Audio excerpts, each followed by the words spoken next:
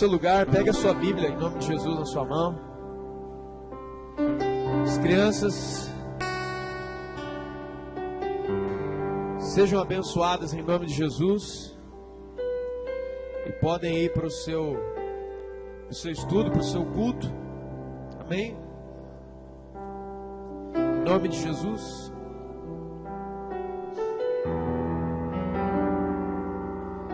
Glória a Deus. Tomando o seu lugar, as crianças podem ir também.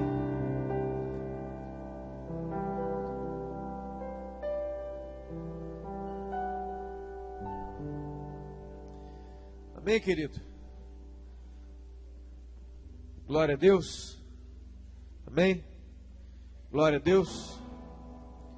Falando em crianças, né? Eu queria fazer um convite em nome de Jesus especial para todos estarem aqui domingo à noite. O Senhor colocou uma palavra no meu coração sobre família. Muito importante. Como tudo que Deus fala, né, é importante. Tudo que Deus fala é importante. Mas é inegável que se você quer desanimar uma pessoa, se quer desanimar um cristão, é só essa pessoa ter problemas familiares. Quantos estão entendendo o que eu estou dizendo? Os problemas de trabalho, eles dão um pouco de trabalho, né? Mas os problemas familiares são terríveis mesmo, quando eles pegam a gente. Você trouxe a sua Bíblia? Queria te convidar a abrir em nome de Jesus no primeiro livro do Gênesis. Gênesis capítulo de número 3. Amém? Gênesis capítulo de número 3.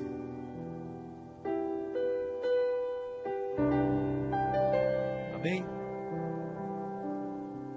Gênesis capítulo de número 3.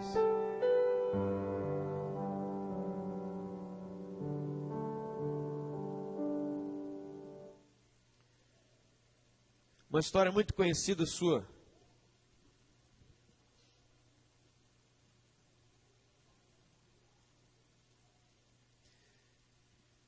A história, eu queria ler com você hoje todo o capítulo, né, os 24 versículos desse capítulo, mas para que nós possamos ganhar tempo, vá comigo em nome de Jesus, no Gênesis 3, 24. Pegar o fim da coisa, né? Gênesis 3, versículo 24.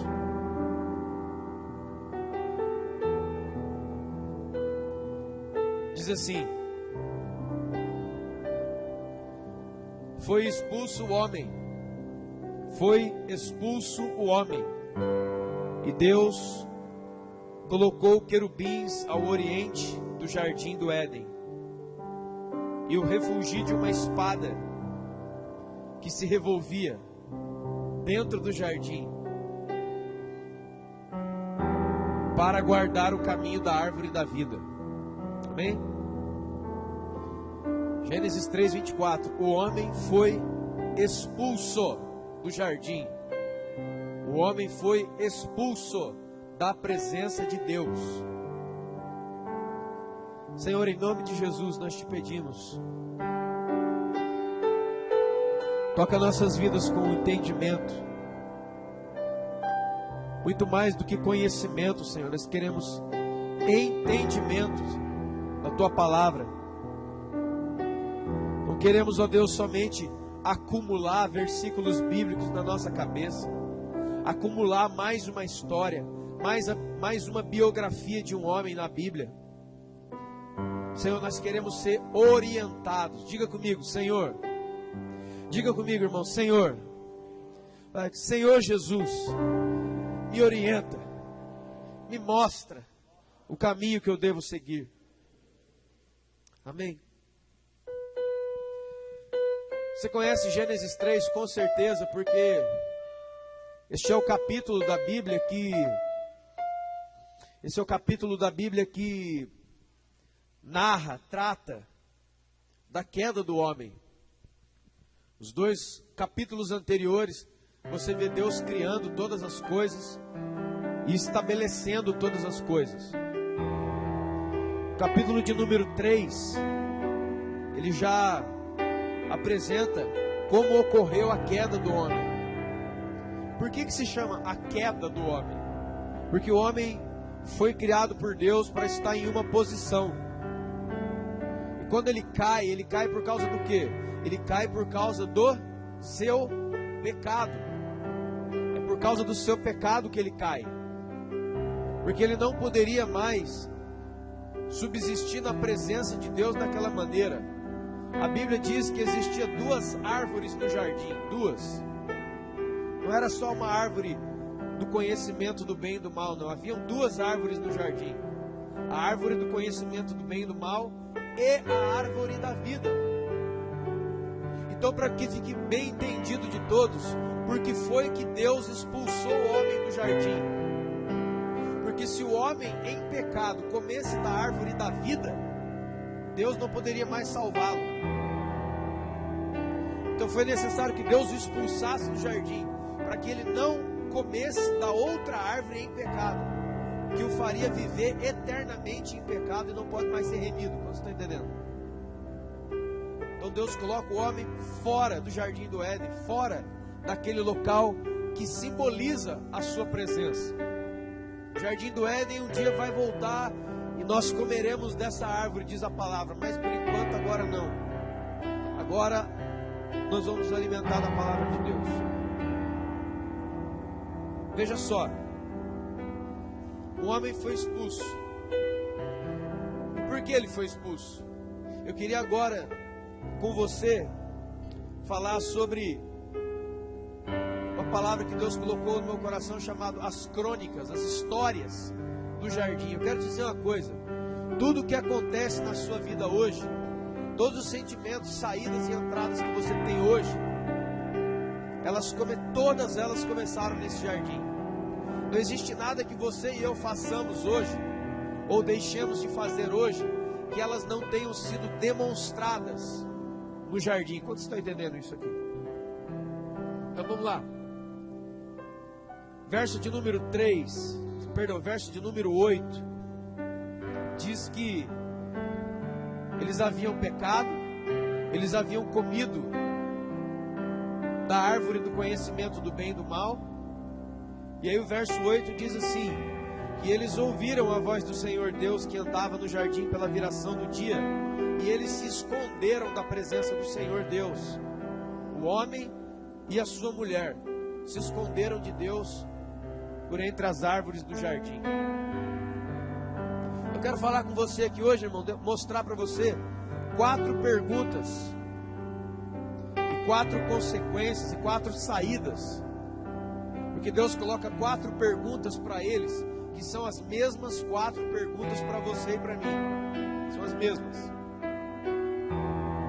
Eles desobedecem, Eva é tentada por Satanás, ela cai na tentação e também passa aquilo para o seu marido. Os dois comem do fruto da árvore do conhecimento do bem e do mal. Eles pecam contra Deus, e Deus vem na viração do dia. O que é a viração do dia? De 5 para 6 horas. Aquela hora que não é nem dia e nem noite. É o chamado pôr do sol, onde o sol se esconde, mas ainda há um pouco de luz. Quantos estão entendendo? Deus vem naquele momento ali, e Deus chama o homem que ele havia criado. Só que algo acontece, você sabe muito bem. Os dois estão escondidos. E aí vem a primeira pergunta do Senhor, que é o verso 9. Diz assim: que Deus chamou o homem e perguntou para ele: onde você está? E eu disse para você que tudo que aconteceu no jardim do Éden são as mesmas e exatas coisas que nos acontecem hoje. Essa pergunta que foi feita há muitos anos, mas é a mesma pergunta nesta noite: aonde é que você está? Aí alguém poderia pensar: mas eu estou aqui, você não está me vendo? Eu estou aqui, ó, geograficamente posicionado aqui. Eu estou aqui. Mas não é essa a pergunta de Deus. É lógico que o homem continuava no jardim. O homem continuava, a sua mulher também continuava. Eles estavam escondidos entre os arbustos É lógico que Deus sabia que eles estavam ali. Mas quando Deus pergunta onde é que você está, não é onde é geograficamente, como se alguém pudesse esconder atrás de uma moita, se esconder de Deus. Você está entendendo? Deus está dizendo aonde é que você está, que você não está mais na posição, no lugar que eu criei para que você estivesse. Você está entendendo? Não é assim, você estava sentado aqui, agora você não está mais. Onde que você está sentado? E alguém levanta a mão, eu estou sentado aqui. Não, não é isso. É uma posição espiritual que Deus está falando. E aí, eu quero te colocar pelo menos 3 posições onde o homem estava. Era uma posição, Deus criou o homem à sua imagem e semelhança e o posicionou de uma maneira tríplice. A primeira posição onde Deus coloca o homem e pergunta para ele: aonde que você está, que você não está mais no lugar onde eu te pus? Que lugar era esse? Era um lugar de autoridade. Gênesis 1, 26 ao 28 diz que Deus criou o homem à sua imagem e semelhança e deu a ele domínio para que ele sujeitasse e dominasse sobre toda a criação. Quantos estão entendendo? Já leu isso aí? É uma posição de autoridade. Existia, então, quando Deus fala assim: aonde é que você está? Que você perdeu a sua autoridade. Porque ele tinha autoridade sobre todas as coisas. Mas alguma outra coisa fez com que ele perdesse a autoridade. Queridos, existem centenas de milhares de pessoas nas igrejas que ele está geograficamente aqui, ele está aqui, o outro está ali, o outro está lá, e você olha para o seu lado e você vê os seus irmãos aqui, mas espiritualmente eles estão fora da posição de autoridade de Deus. Quantos estão entendendo o que eu estou dizendo? Ele não tem autoridade. E a posição que Deus deu ao homem é uma posição de autoridade, de dominar sobre todas as coisas, de exercer comando sobre as coisas. E ele pergunta: Adão, cadê você que eu não estou vendo você? Isso aí. E a pergunta nessa noite é a mesma: onde é que você está? Onde é que você está que você não está sob o domínio das situações? Amém? Segunda posição, Gênesis 2,15. Sabe o que diz Gênesis 2,15? Diz que Deus havia feito o jardim do Éden e posto ali o homem para o lavrar e para cuidar dele. É uma posição de trabalho, é uma posição de frutos, de produtividade. Então, mais uma vez, Deus fala: aonde é que você está, que você perdeu a sua autoridade? E aonde é que você está, que você não está trabalhando para mim? Você não está diante de mim em frutos, você não está diante de mim em produção, trabalho. A palavra de Deus é clara. Quando a Bíblia diz assim: sem mim nada podeis fazer, Jesus fala. E a Bíblia também diz assim: eu sou a videira verdadeira e vocês são os galhos. Todo galho que está ligado em mim, ele dá fruto. Por que é que ele dá fruto? Não é porque ele é um ótimo galho, porque ele é um galho que fez curso. É porque ele está ligado em Jesus. Então quando Deus pergunta: onde é que você está, que você se desligou de mim? Por quê? Porque você não está em posição de trabalho, Adão. Onde que você está? O que você está fazendo? E a terceira dessa tríplice posição é uma posição de íntima comunhão. Gênesis 3:8, nós acabamos de ler que Deus vinha na viração do dia para falar com o homem, para ter comunhão com o homem, para ter comunhão com a sua criação. Só que nesse dia ele chegou, cadê? Sumiu. Não sumiu diante dos olhos do Senhor. Deus estava vendo, como Deus está vendo você e eu, como Deus está vendo a igreja e todos os outros crentes do mundo inteiro. Mas quando Deus vê você por detrás das moitas da vida, o que é que Ele vê? Quando Deus fala onde você está, não é que você sumiu do radar dele, entre aspas, não é isso. Deus, Ele vê você, mas quando Ele vê você, Ele vê se verdadeiramente você está na posição de autoridade, você está na posição de frutificação e você está na posição de intimidade e comunhão. Quantos estão entendendo? É uma tríplice posição, tríplice posicionamento. E Deus pergunta: onde é que você está? Que você está fora dessas três coisas. Existem uma centena, irmãos, de milhares de cristãos ao redor do mundo, de gente ao redor do mundo que está desse jeito. É como se a igreja, esse espaço físico aqui, desse prédio, ou de qualquer outro prédio, ou da sua casa, não sei. Vamos supor que isso aqui fosse um jardim, e é realmente um tipo de jardim do Éden isso aqui. E ele está vendo todo mundo aqui hoje, mas quando ele olha para você, não é mais válido ou mais proveitoso diante de Deus que você esteja fisicamente aqui dentro. Quantos estão entendendo? Mas Ele está vendo se você está espiritualmente posicionado. Essa foi a primeira pergunta. Onde é que você está? Onde é que andam os seus pensamentos? Onde é que andam os seus sentimentos que não estão comigo? Amém? Verso de número 10. E ele respondeu: eu ouvi a sua voz no jardim, e porque eu estava nu, tive medo e me escondi.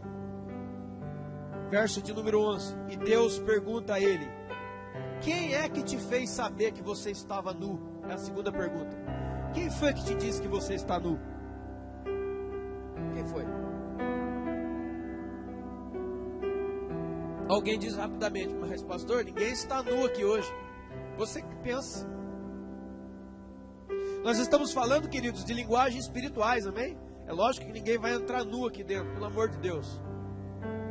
Mas é interessante que quando Deus cria Adão e Eva, e eles estão antes da queda, em Gênesis capítulo 2, o último versículo de Gênesis capítulo 2, sabe o que diz? Que o homem e a sua mulher estavam diante de Deus, e eles estavam nus, e não se envergonhavam. A Bíblia é cheia de figura de linguagens. E quando você lê na Bíblia sobre nudez, ela significa duas coisas, preste atenção.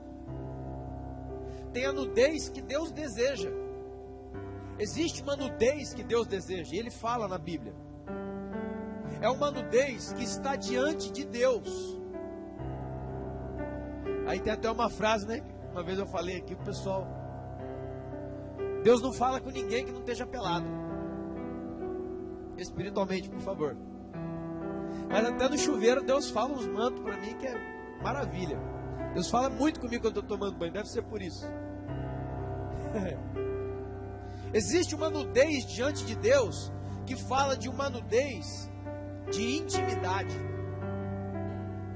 É uma linguagem corporal que é apresentada entre o homem e a mulher, o marido e a esposa. Qual é o momento de maior intimidade entre o marido e a esposa? É quando eles ficam nus, um diante do outro. E eles se tornam ali uma só carne. Existe essa nudez. Deus criou Adão e Eva nus. Eles não tinham roupa, e aí quando Deus chegava, eles arrancavam a roupa. Não. Eles viviam assim diante do Senhor. Existe essa nudez. E eu vou te dizer uma coisa. Deus está perguntando para você e para mim: quem é que te fez saber que você está nu? Não é por causa da nudez que Ele mesmo criou e o homem já vivia, é uma outra nudez. Porque a Bíblia também fala de uma outra nudez. É a nudez da vergonha. É a nudez da exposição dos pecados. Você está entendendo?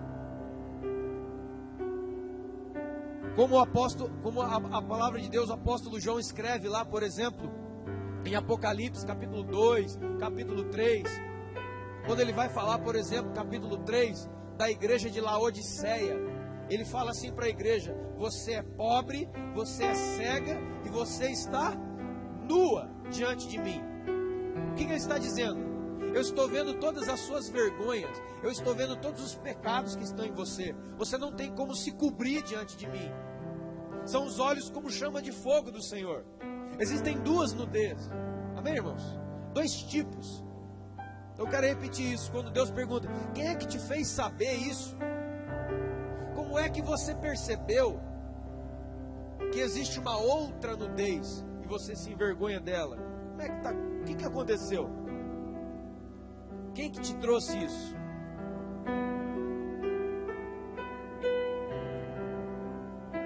Verso 11. Quem te fez saber que você estava nu? Você comeu da árvore que eu te ordenei para que não comesse? Então, não para por aqui, verso 11 ainda. Você comeu, é a outra pergunta. Você comeu da árvore que eu mandei que você não comesse? É a terceira pergunta. Primeira pergunta, onde é que você está? Segunda pergunta, quem é que te fez saber sobre a outra nudez? Terceira pergunta, o que é que você comeu? Eu pergunto para você, irmão, o que é que você anda comendo? Alguém diz, eu comi hoje no almoço arroz, feijão. Não estou falando disso. Comer aqui tem uma linguagem espiritual de se alimentar. E é bom que todos nós saibamos que o ser humano, ele se alimenta de diversas maneiras. A boca é o que você mais conhece, mas nós somos alimentados pelo que nós vemos. Inclusive foi a maneira com a qual Eva se alimentou. Antes de ela colocar o fruto na boca, o que ela viu da árvore já a atraiu, já a conquistou, já chamou sua atenção através do que ela olhava, do que ela via. Você pode comer com os olhos, você pode se alimentar com os olhos, você pode se alimentar com os seus ouvidos, você pode ser alimentado através dos seus pensamentos. Quantos estão entendendo? A pergunta de Deus é: o que é que você comeu? O que é que você anda comendo? O que é que anda te alimentando? A minha palavra? O meu espírito? O ouvir, como diz Romanos, a fé vem pelo ouvir e ouvir a palavra de Deus. Seus ouvidos estão consagrados a ouvir o que é de Deus? Ou eles estão já do outro lado, como diz Paulo em Romanos, que nos últimos dias, muitas pessoas, por ter comichão aonde? Comichão aonde? Nos ouvidos, se entregarão uns aos outros a fábulas, fofoca, briga, confusão, porque e vão buscar mestres segundo o seu próprio desejo. Eles não vão ser ensinados pela palavra, eles vão buscar alguém que concorde com eles. Quantos estão entendendo, irmãos? Você é ser alimentado pelo ouvido. Quando você é confrontado, você ouve a palavra, você é confrontado, Deus pode mudar a sua vida. Quando você é só elogio, está tudo bem, está tudo muito bem, você acaba gerando na sua mente uma impressão errada de você mesmo. Se eu escrevi, tem uma coisa pior que para o crente que está cercado de gente bajulador, cercado de gente que só faz assim, maravilha, maravilha, você é o cara, você é o cara, você é melhor, você é melhor, você é melhor. Isso aí está estragando muita gente, gente. Esse negócio de tudo bem, tudo bem, tudo bem, você é o cara, você é o cara, você é o cara, você é linda, você é linda. Você está estragando muita gente. Sabe por quê? Isso faz mal. Isso faz mais mal do que bem. Qualquer comida, qualquer alimento, por mais delicioso que seja, vou pensar uma coisa aqui. Aquela costela lá do Outback, meu Deus, uma picanha lá na pedra, meu Deus. Só que todo dia, cedo, à tarde, à noite, você não aguenta. Ninguém aguenta, você fica doente. A pergunta de Deus é: o que é que você anda comendo com os olhos? O que é que anda comendo com os ouvidos? Você está alimentando a sua alma com o quê? Fica claro e evidente que porque eles comeram um tipo de coisa que não era lícito, eles foram expulsos da presença de Deus. Quantas pessoas nas igrejas estão comendo coisas que não devem com os olhos? Em vez dos olhos passarem, como dizem, tudo que é bom, tudo que é para se importar, tudo que tem alguma coisa de Deus, não. Os meus olhos estão repousados onde? Onde que foi que os olhos de Davi repousaram? Davi olhou, opa, é aquela mulher lá mesmo. Você já sabe o resto da história, né? Ele comeu os olhos. A mulher, os olhos, Eva, os olhos. Uma conversa também no pé do ouvido, bem colocada. Questionamentos bem colocados. E o resto da história você sabe. O que é que você tem se alimentado? Você tem assistido bastante novela, a glória de Deus, tem? Bastante filme de terror, bastante. que é que alimenta você? O que alimenta os seus olhos? O que alimenta os seus ouvidos? Deus perguntou isso. O que você comeu? Então olha a pessoa que está do seu lado e fala assim: aquilo que você come te aproxima ou te afasta de Deus. Se comemos da palavra, como a Bíblia diz, come a palavra. A Bíblia diz para comer a palavra, para comer o rolo da palavra, para se alimentar da palavra. Você, não, essa comida é muito indigesta, giló isso aí, não quero. E se alimenta da carne. Isso aqui, irmão, faz tanto sentido, tanto, que eu posso dizer. Lembrei de uma frase que eu ouvi de uma nutricionista. Ela dizia assim, estava fazendo um programa sobre nutrição, o que nos devemos comer, lá. E ela falou assim: você é o que você... É isso aí, exatamente isso. Se come do reino de Deus, se come da palavra de Deus, se alimenta do Espírito Santo, você é um. Agora, se você não come das coisas especiais do Senhor, todo mundo vai saber quem come e quem não come. É fácil. É fácil. Um exemplo como isso é poderoso. Lembra de Daniel? Daniel capítulo 1, Daniel capítulo 2. Diz que Daniel, lá na corte do rei Nabucodonosor, ele ganhou o nome de Beltesazar. E ele trabalhava ali como copeiro do rei. E ele chegou para o chefe dos cozinheiros e falou assim: eu não quero comer do vinho, eu não quero beber do vinho, nem comer das iguarias e especiarias e delícias da mesa do rei. Faz uma outra comida para mim, só com legumes, com água, que é isso que eu vou comer. Aí o copeiro-chefe falou assim: mas se você comer isso, você vai morrer. Se você comer só essas coisas, você morre. Só legumes, só verdura, não, você tem que comer carne, você tem que comer. Olha a mesa do rei, olha o banquete do mundo, olha aí. E Daniel falou: não, eu vou comer das coisas de Deus. E a Bíblia diz que depois de algum tempo, todos aqueles que comiam com Daniel eram mais fortes, mais viçosos e mais corados. Quando você está entendendo, irmão? Cuidado com o que você come. Que você come pelos ouvidos, que você come pelos olhos, que você come através dos seus pensamentos. Amém? Quarta pergunta se encontra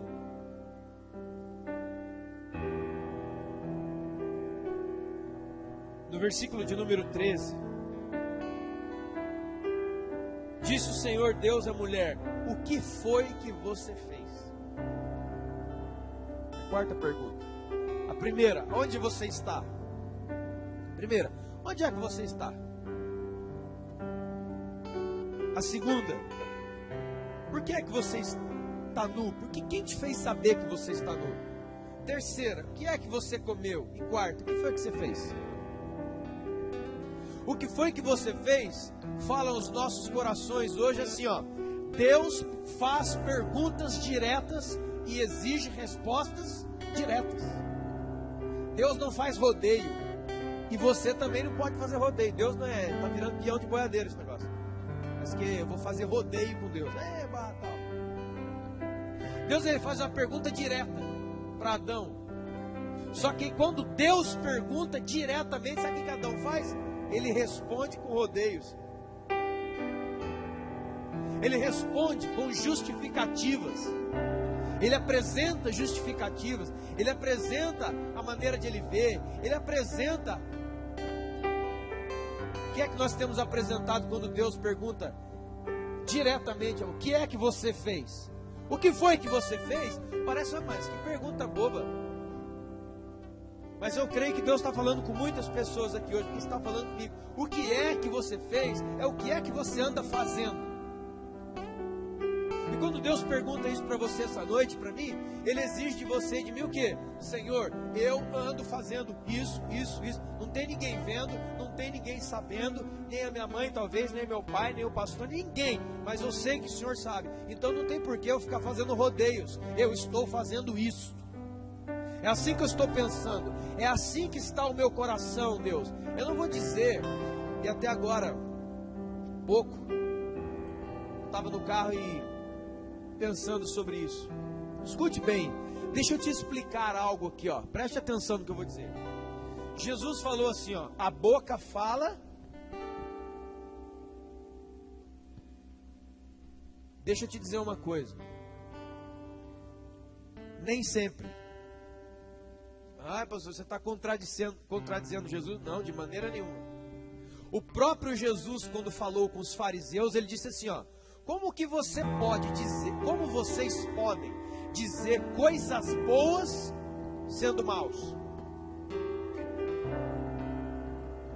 A realidade do coração do homem vai produzir o que ele está dizendo, mas muitas vezes ele não vai dizer, mas o coração está produzindo. É isso que eu quero dizer. A boca fala do que está cheio o coração, mas isso não significa que se você calar e ficar quieto, o seu coração muda por causa disso. O que é que você está fazendo exige uma resposta direta e verdadeira. Senhor, o meu coração está desse jeito. Porque muitos de nós, e isso você tem que entender, é o que Jesus disse para os fariseus. Deus conhece o nosso coração, amém? Ele sabe exatamente. Mas então por que Deus, se Deus conhece, por que Ele pergunta? Para dar uma chance para você de ser sincero e verdadeiro com Ele. E talvez nós somos mentirosos com todo mundo. Deus tem me dado nesses dias, irmãos,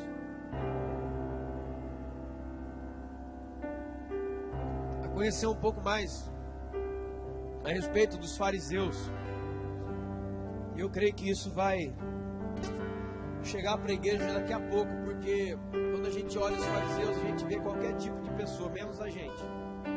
Esse é um grande erro. E eu vou dizer para você com toda certeza, lendo Mateus 23 e analisando todos os aspectos que Jesus apontou, nenhum de nós aqui passa sobre eles sem esbarrar em nada. Em algum lugar daquilo que Jesus falou para os fariseus, você e eu vamos esbarrar, com certeza. A gente vive dizendo, ai, eu gosto de pessoas sinceras ao meu lado, eu queria um monte de pessoas sinceras ao meu lado, eu gosto que as pessoas falem a verdade para mim. Não, você não gosta, não. Ninguém gosta. Essa que é a verdade. Não, eu gosto sim, não gosta não. Porque a verdade que muitos estão querendo ouvir é uma verdade que já é uma verdade que ele também gosta daquela verdade. Agora, talvez, se a verdade estivesse do seu lado, talvez diria para você, como disse o apóstolo Pedro, para trás de mim, diabo. Ou como ele disse para Tiago e João, de que espírito que você é, hein? Ou falaria para nós, vocês não estão entendendo nada, vocês não estão compreendendo nada. Ou diria para nós, como disse para os discípulos lá em João capítulo 6, vocês também não querem ir embora? Não, pode ir embora. Então, como eu disse, já repito, nós amamos os hipócritas. É verdade, irmãos. Porque você nunca, talvez, você nem eu, nunca, talvez, convivemos com alguém que só fala a verdade a todo momento. A verdade, não opinião. Verdade e opinião são duas coisas diferentes, amém, irmãos? Só existe uma pessoa assim. Sabe como é que é o nome dele? O Espírito Santo. Esse aí vai te medir certinho. Pode saber. Ele pergunta, o que é que você fez? Ele pergunta para Eva, o que você fez? Ele está perguntando para você, o que você está fazendo, hein?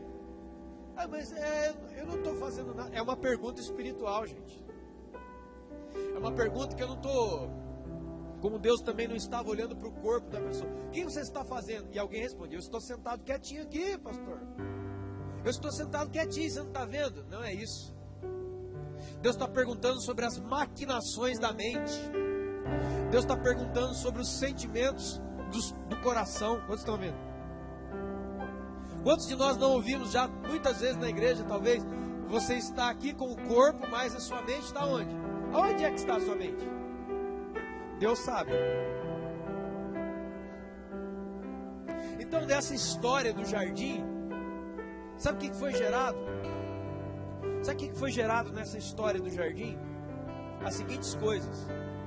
Deus criou o homem à sua imagem e semelhança, colocou ele no jardim, deu todas e tantas bênçãos a ele, e ele transformou a si mesmo numa pessoa que vive fugindo.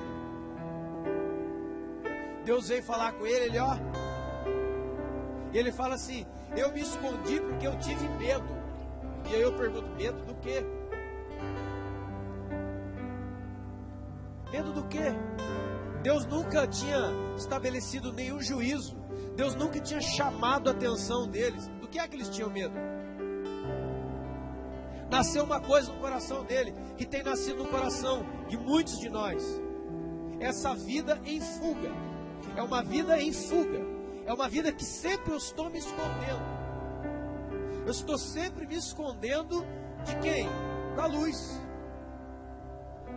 A palavra de Deus diz em João que Deus é luz e a luz resplandece nas trevas e dissipa as trevas. Você já viu alguém se esconder debaixo da luz? Toda vez que alguém vai se esconder, ele procura um lugar escuro, porque no escuro você e eu não enxergamos. Quem é que brinca de esconder debaixo das luzes? Ninguém. O ser humano está assim, os filhos de Deus estão assim. A gente vive se escondendo do Senhor. Não, eu não. Sim, talvez, muitos aqui. Como? Quando? Quando Jesus vem num culto ou num momento de estudo da palavra, ou de oração, você está aqui ou em qualquer outro lugar, e Deus começa com a luz da palavra e do Espírito sondar você, e Ele vai entrando, o Espírito Santo vai entrando para dentro de você, e Ele vai jogando luz nas suas trevas, nos seus lugares ocultos, nas suas práticas, nos seus pensamentos escuros, intratados, incurados e intocados por Deus. E parece que a gente é exatamente igual a Adão. Não, e aí Eva, não toca nisso, Senhor. Não mexe aqui nessa área da minha vida, não. Não entra com a sua luz aqui, não. Porque aqui não dá para mexer. Então eu preciso me esconder. O ser humano está em fuga. Os próprios crentes, muitos deles estão em fuga. Deixa eu te dizer, sabe qual deveria ser a reação correta da nossa parte? Aonde é que tem luz? Aqui, então eu vou entrar bem de baixo. Aonde tiver mais luz, é para lá que eu vou. É assim que você deve agir. Nunca se esconda. Nunca se esconda, nunca esconda nada. Sempre tenha tudo às claras com Deus. Lucas 12:2 ele diz: não há nada oculto que não venha a ser revelado. Talvez Jesus estava falando e lembrando de Adão, porque Adão se ocultou. Adão e Eva se ocultaram. Deus chegou e fez o quê? Os revelou. Pode sair daí, ó. Sai daí. Pode sair daí. Esse é o verdadeiro relacionamento com Deus. É isso que prova que Deus tem chegado na sua vida. É isso que prova que Deus foi visitar o jardim do seu coração. Ele descobre você onde você estiver. E quando Ele descobre, Ele joga a luz bem no seu olho, assim, ó. E aí Ele vem com a pergunta: onde é que você está? Onde está? Que você não está na posição que eu te criei. Cadê a autoridade da sua vida? Cadê a autoridade da sua vida? Cadê a comunhão da sua vida? Onde que está tudo isso? Cadê os seus frutos? Vocês estão entendendo, irmãos? Sabe uma outra coisa que tomou conta de nós? Vergonha. Lembra? Quem é que te fez saber que estava nu? Por que você está com essas folhas aí no corpo?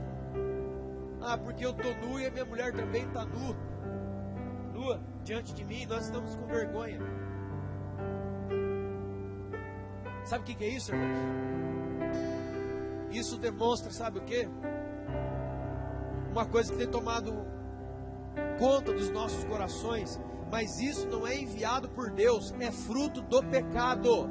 É fruto do pecado, é reação do pecado, não vem de Deus, a vergonha. Que nós Inicialmente fomos feitos para estarmos nus. Nus é totalmente revelado diante de Deus e também totalmente revelado diante do meu semelhante. Tanto é verdade que a Bíblia diz lá, mais à frente, quando vem Jesus, ele fala o quê? Que nós devemos perdoar uns aos outros. Tiago fala em Tiago capítulo 5 que nós devemos orar, confessar os nossos pecados uns aos... mas já confessei a Deus. Não é confessar a Deus. O confessar a Deus está em João capítulo 1. Confessai os vossos pecados a Deus, e Ele é fiel e justo para perdoar os vossos pecados e vos purificar de toda injustiça. Isso é uma coisa. Agora em Tiago é outra coisa. É confessar os vossos pecados uns aos outros e orar uns pelos outros para que vocês sejam curados. Existe a nudez diante de Deus e existe a nudez diante do irmão. Essa é a nudez daqueles que estão sarados e libertos. Eu olhando para o Caio olhando para mim, nós estamos nus espiritualmente um diante do outro. Ou seja, não há mais segredos entre nós. Não há mais portas fechadas entre nós. Ele conhece a minha vida e eu conheço a vida dele. E aí nós podemos verdadeira e finalmente orar com propriedade, porque você está dizendo a verdade sobre você. Você não está trazendo um personagem para eu orar. Tem muitos crentes que não vão sair do lugar enquanto não pararem de trazer personagens para receber oração. Ele vem na igreja, então ele traz um personagem para eu orar. O pastor, você pode orar por mim? Sim, meu irmão. Por mim quem? Por mim, essa pessoa coitadinha, que nasceu pequenininha lá em Barbacena. Ele cria, e aí eu acabo orando por uma nuvem. Você está entendendo? Eu estou orando e abençoando um personagem, não é real aquilo. E Deus não move e não trata com personagem. Deus só trata com você. O dia que você aparecer diante de Deus, não de uma maneira como alguém que quer se esconder, aí é outra coisa. A vergonha tomou conta dos crentes. É fruto do pecado, não é coisa de Deus. Deus é assim, ande nu, meu filho. Metáfora, tá? Amém?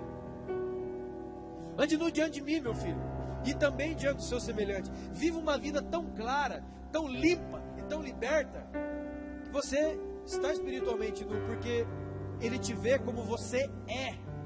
Ele não vê casca, Ele não vê máscara, Ele não vê uma outra coisa.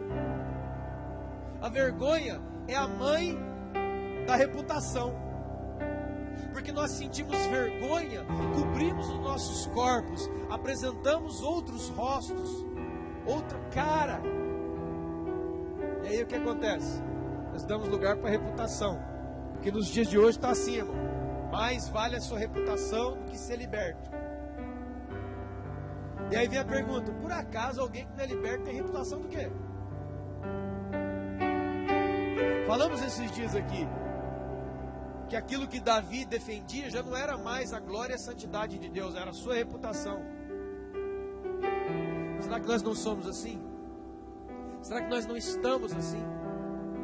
Irmão, em nome de Jesus, tira a vergonha da sua vida, porque ela não é de Deus. Sabe o que é um homem liberto? Sabe o que é uma mulher liberta? Ela está assim, ó, nua diante de Deus e também do seu semelhante. Não tem segredo, não tenho porta fechada, não tem quartinho de bagunça. Não, eu sou essa pessoa aqui, ó. É desse jeito. E eu estou diante de Deus. Por favor, querido, não estou falando de uma pessoa perfeita igual a Jesus. Não é isso. Mas grande passo para a santidade, para a santificação e para a transformação é você tirar essas coisas todas. Não adianta trazermos personagens, bonecos, brinquedos para abençoar. Parece uns lugares que tem por aí, né? Parece voodoo. Parece voodoo africano. Como assim? Voodoo não é um bonequinho de você, de alguém? Bonequinho. Aí o feiticeiro pega e fica fazendo coisas naquele bonequinho. Tem muita gente que está vivendo um voodoo evangélico. Ele cria um boneco dele e traz para abençoar na igreja. Ó, pastor, você abençoa aqui, ó. Você ora aqui em cima. Aí é como se você colocasse a mão sobre boneco. Aí você coloca e ora e as coisas não acontecem. Porque quando o corpo daquela pessoa sai dali, cadê o espírito? Ou melhor, o corpo fica ali, mas o espírito não está ali. É um boneco, é igual um voodoo. Assim como tem um do outro lado que quer fazer maldade com boneco, tem gente que quer trazer boneco para Deus fazer bondade. Também não vai fazer. Ou você vem, ou você sai de trás da moita, ou você sai pelado de trás da moita, ou Deus não tem como fazer, irmão. Ele vai abençoar quem? O pé de árvore? Tem que ser você. Então arranque essa vergonha, destrua a fortaleza da falsidade da reputação, de sempre você ser um cara que todo mundo sabe que você não é, mas você fica sustentando que é, que bobeira. Autodefesa. Ô Adão, o que você fez? Sabe por quê? Sabe por que eu fiz isso? Por causa que o Senhor me deu essa mulher aqui, ó. Isso é autodefesa. Isso é mecanismo de autodefesa. Isso é fruto do pecado, não é de Deus. Adão, o que você fez? Não, peraí, Senhor, deixa eu explicar. Não foi eu que fiz. Foi a mulher que o Senhor me deu, porque eu estava sozinha aqui, estava uma benção. O Senhor colocou ela, acabou com a minha vida. Os dois estavam juntos nesse negócio.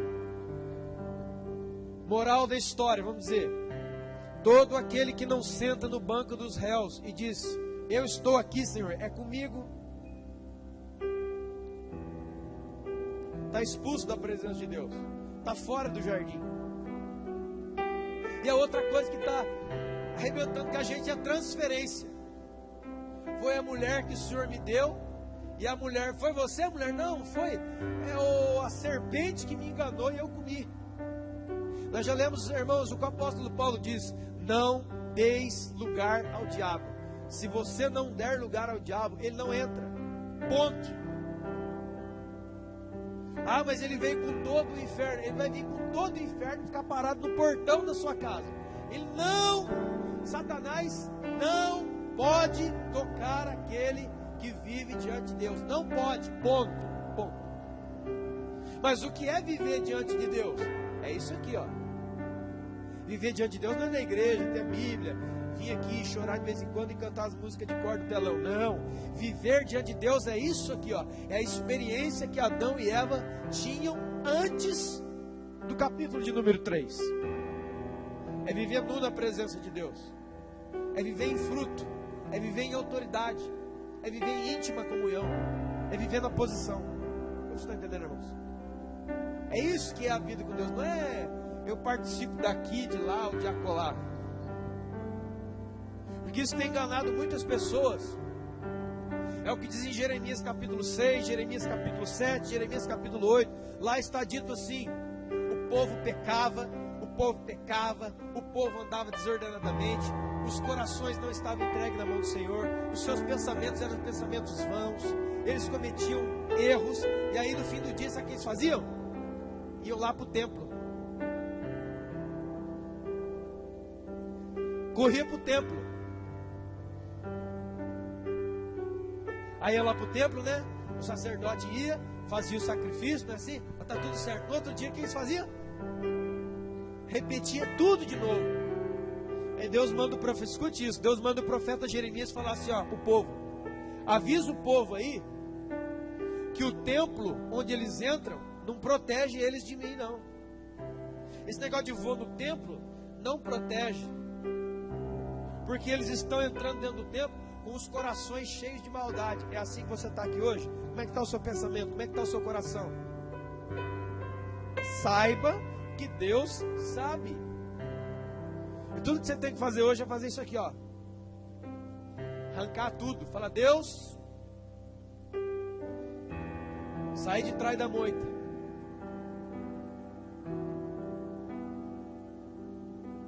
Eles foram expulsos da presença de Deus. Foram expulsos porque Deus não permitia que eles comessem da árvore da vida. A árvore da vida é Jesus. Ele é a árvore da vida. Ele é o pão que desce do céu. Ele é a verdadeira comida. Ele é a verdadeira bebida. É Jesus. Adão e Eva foram criados por Deus para serem família de Deus. E o próprio Deus teve que colocar eles para fora. Existem muitas pessoas entrando nos templos, mas não entram na presença. É outra coisa, irmão. Entrar no templo é uma coisa, entrar na presença é outra coisa. Outra. Vocês estão entendendo?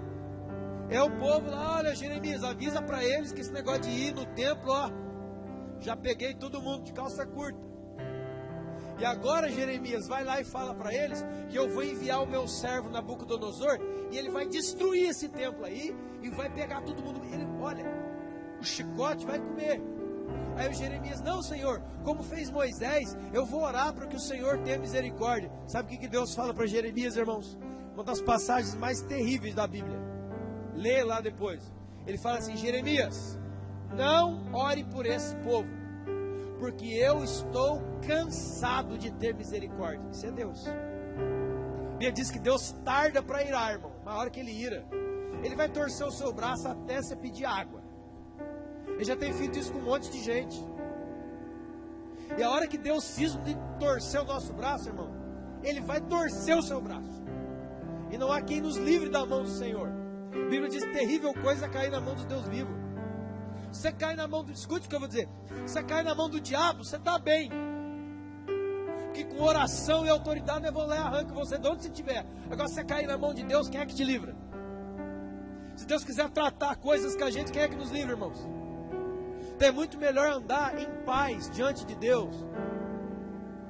O que é andar em paz? Não é andar em paz, eu sou perfeito hoje, não, mas tudo que eu tenho para oferecer ao Senhor, eu vou oferecer com todo carinho, devoção e temor. E as falhas que eu ainda tenho não estão escondidas atrás de uma moita. Ela está aqui, Deus, ó, eu ainda tenho isso aqui. Eu estou apresentando diante do Senhor de novo no culto. Esse aqui é o meu problema. Eu não vou me esconder atrás de uma moita, não vou me esconder atrás de desculpa, não vou fugir, não vou transferir. Sabe por que eu sou assim? Porque a minha avó bateu em mim quando eu era criança, então o Senhor tem que me dar um desconto. A Bíblia diz assim, ó, em Ezequiel, a alma que pecar, essa morrerá. Diz assim lá, havia um ditado em Israel, escute, e Deus fala assim, ó, assim diz o Senhor, através do profeta Ezequiel, nunca mais se dirá esse ditado em Israel, os pais comem as uvas e os filhos sujam os dentes. A alma que pecar, essa morrerá. Não lançarei o mal do pai nos filhos e nem dos filhos no pai. Todas as almas são minhas, diz o Senhor. A alma que pecar, essa morrerá. Sabe o que é isso?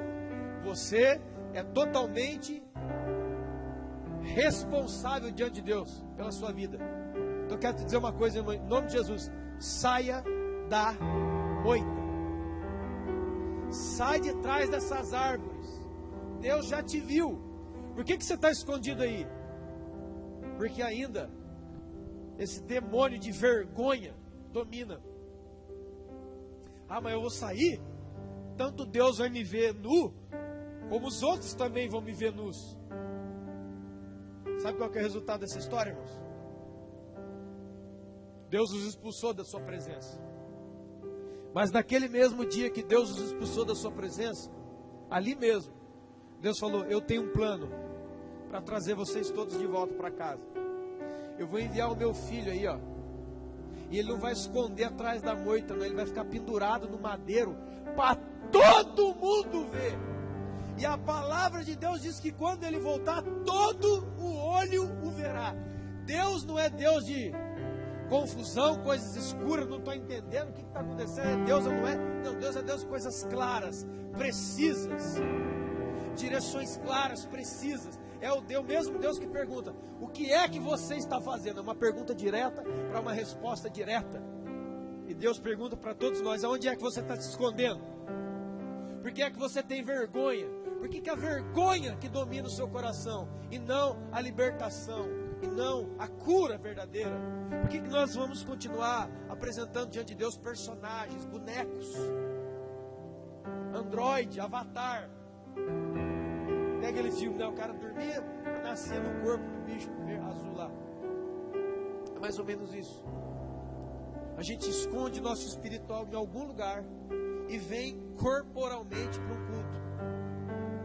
E Deus passa o culto inteiro fazendo a mesma pergunta: por que você está escondido aí? E você fala: não estou escondido, Senhor, olha eu aqui. Aí Deus fala: mas não é essa a pergunta, não é essa a resposta, quero dizer. Quem é que te fez saber da sua nudez? O que é que você está comendo? São as perguntas de Deus, dia após dia, culto após culto. E enquanto nós não respondermos diretamente: Senhor, eu comi da árvore que o Senhor falou para eu não comer. Eu pus a mão naquilo que o Senhor disse para eu não pôr. Eu estou pensando o que o Senhor disse para eu não pensar. Eu sinto como o Senhor disse para eu não sentir. Eu faço como o Senhor falou para eu não fazer. Então Deus, é aqui, ó, eu sou isso aqui, ó. É isso aí que eu sou. Ai, meu Deus, o que as pessoas vão pensar de você, irmão? No nome de Jesus, seja livre de uma das principais cadeias diabólicas, que é a cadeia da falsa reputação. Pessoas vão morrer e irão ao inferno, aprisionadas nessas gaiolas da reputação. Ela troca. O diabo é enganador, um dos nomes do diabo é enganador. Enquanto você e muitas pessoas talvez estão segurando essa gaiola da reputação, que é uma reputação enquanto você está morto, é o próprio fariseu.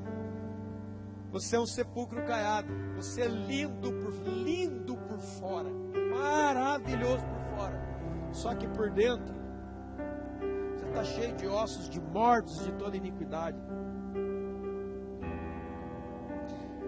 Eu tenho para mim, pela palavra de Deus, que Jesus veio para todos. Jesus veio salvar todos. E Jesus também queria salvar os fariseus. Queria sim. Eu creio, sabe por quê, irmão, que eu creio? Porque um dos fariseus que foram salvos chama Nicodemos. Tem um fariseu também chamado Gamaliel, que ajudou os apóstolos.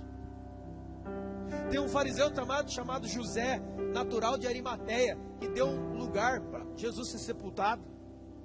Não generaliza não. E outra, quando Deus ou quando você, muitos de nós, não ligamos: eu não dou a mínima para o Marcelo e para o Toninho, dou a mínima, isso para mim não existem. O que eu faço? Sabe aquele desprezo total? Você passa, não é quando você estiver passando em frente de um pedestal, você não liga nada. Agora, quando eu paro e começo a falar: pô, rapaz, isso, eu estou chamando a atenção, mesmo que eu chame a atenção duramente, por que eu estou fazendo isso? Só para esfregar os outros? Na esperança que algum fariseu ouça e se arrependa. Vocês estão entendendo, irmãos? E Jesus falou duro, mas duro, contra os religiosos daquela época, porque ele queria que alguém se convertesse ali. Mas eles não podiam, sabe por quê? Eles não podiam não, eles não quiseram. Sabe por que não quiseram? A roupa, a pose e a história deles era linda demais. Era muita coisa para eles abandonar, muita coisa, cara. Eu tenho não sei quantos anos de ministério, eu tenho muitos anos, eu tenho quantos anos, não sei do que, essas coisas. E Jesus